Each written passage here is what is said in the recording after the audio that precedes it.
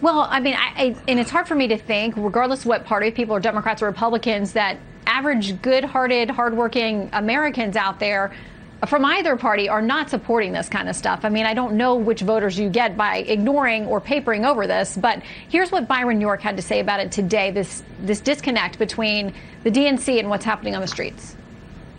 Real disconnect between what's going on in Portland and other cities and what you were hearing from the Democratic National Convention. And remember, it's not just Portland where they have nightly riots. There is Portland and Seattle and Minneapolis and Chicago and New York and other cities that have had enormous spikes in violent crime. All right, Jason, how are things going in Seattle? Well, I got stuck at a protest on the drive over to the studio tonight. So very clearly, we're going through exactly the same thing that Portland and other cities are going through. And just like everywhere else, no one really is talking about it. And again, it is by design. And it was rather remarkable that earlier tonight, during President Obama's speech, he literally said that President Trump was sending in federal troops to go after peaceful protesters.